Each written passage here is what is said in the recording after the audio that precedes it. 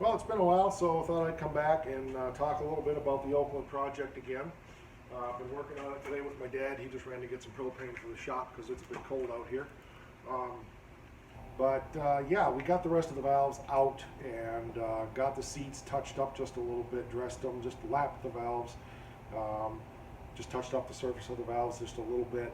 Not trying to make them perfect, but want to just clean them up. And there was quite a margin on the valve, so I took off the heel side a little bit just so the valves are going to touch against the seats better. Got one valve to replace. Interestingly, it was the one valve that was replaced. Um, so, give you an example here of what we've got. So one valve had been replaced in the life of the car, and if you can see this, yeah, that right there, this type of valve just requires a C-clip like this to hold in. Goes on there like that, and then against the spring retainer and so forth. So kind of hard to do this on here, but you can see how that goes. So that valve is what all of them are except one. We'll put this back.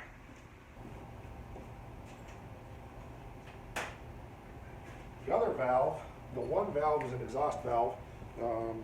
This valve does not have that kind of retainer, and you can see how much wider this is here. This takes a wedge type retainer, which is a two-piece like a modern car does.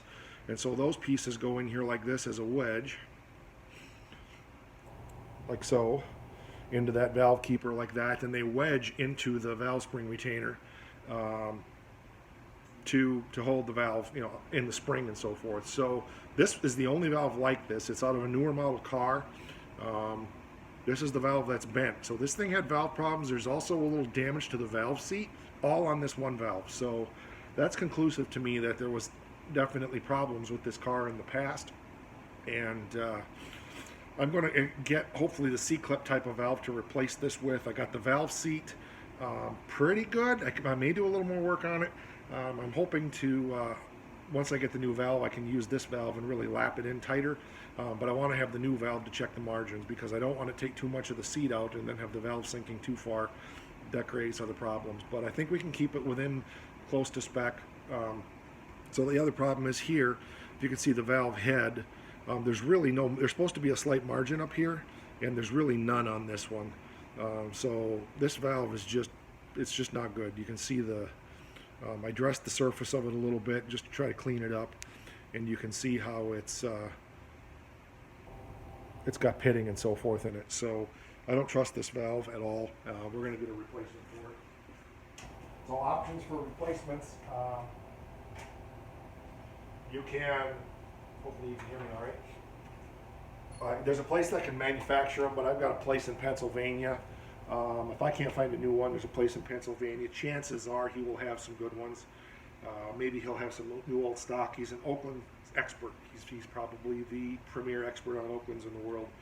And so he'll be able to help me out. I'm quite sure if I can't find one anywhere else. I found new exhaust valve, or new intake valves, but I can't find the exhaust valves. So there you go. That's what's going on. So the next step now, we're going to get this thing up on jack stands in the front end. And I may do a slow-mo video of doing that. I've been a little lax on video today. Drain the oil, see what it looks like, make the determination whether or not we want to pull the oil pan. We know the engine has oil pressure. Probably 8 years ago-ish. I had cranked it over by hand with the plugs out, and my aunt had looked at the oil pressure gauge, and after about a minute or two of cranking it, the oil pressure gauge went doink and started coming up, which is quite fascinating. So that's good. I'm going to take you over there and give you a little tour of the thing, let you see what we got going on here. So let's see here if we can. So I got everything cleaned up. Sorry for the motion sickness here. I got everything fairly well cleaned up down here now. The engine head is looking, or the cylinder top of the head. Oh, geez, Louise. The block, geez, English. It's all cleaned up. The valves are cleaned up. They're looking good. A couple things about this car. Let's see if you can see this here. This is an oil pressure canister. Not sure why it had a pressure canister on it, but it did. So the oil pressure comes out of the engine here into the canister, holds pressure there, and then this line goes into the pressure gauge in the dash. The other thing we have that I just realized on this car, and I didn't pay attention to it before, This is the fuel canister right here.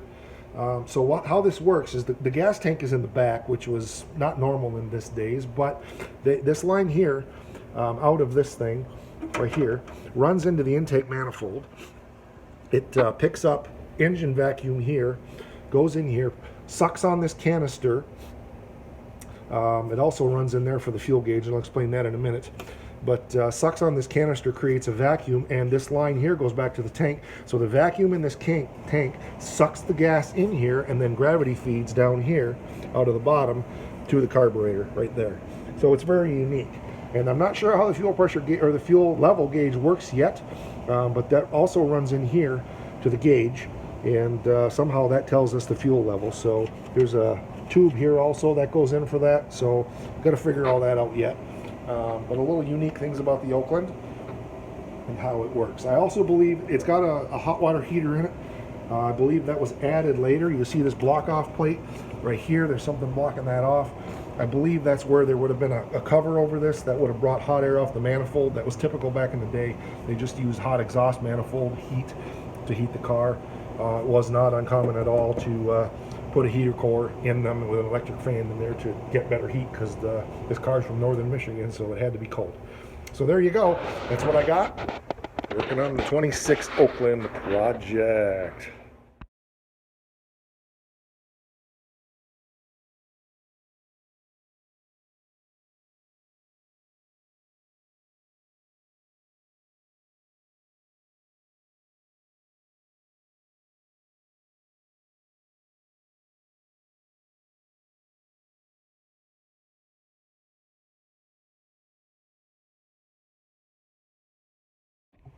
Okay, so a little update. We just got the oil pan off. I've got it here for you to see. It's got a lot of sludge in the bottom. It's also got some screens in the bottom of the pan, which I've never seen before.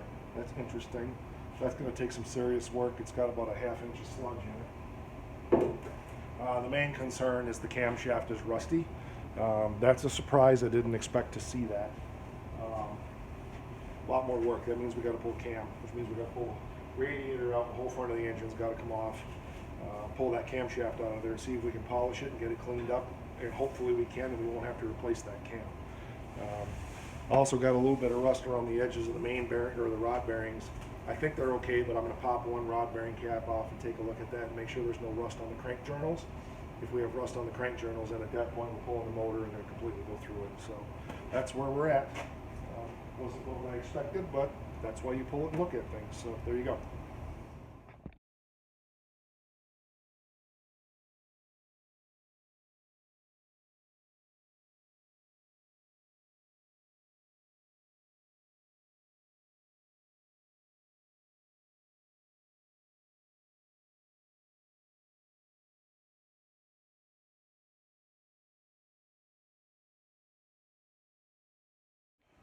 Okay, so we've got the front of the car apart, and just got to do a little research on exactly how that cam comes out. I'm pretty sure I know, but I don't want to make any mistakes, so we'll do a little research on that. I think the little lifter galley bolts out. There's 3 bolts that hold those in there for 6 lifters each, and got to pull the valve springs all out and all that stuff. So there's some work to do there. Get that cam out of there and see if we can get it cleaned up to reuse it, so hopefully we don't have to replace the cam. Pretty rusty. I don't mind pitting, but I can't live with the grit from rust in there. Obviously, that would, if we started it, would wipe the cam lobe out. So that's what we're calling it a day for today. Need a fresh brain. Need to do some research, and we're making progress here. So a little bit of a setback, but that's typical.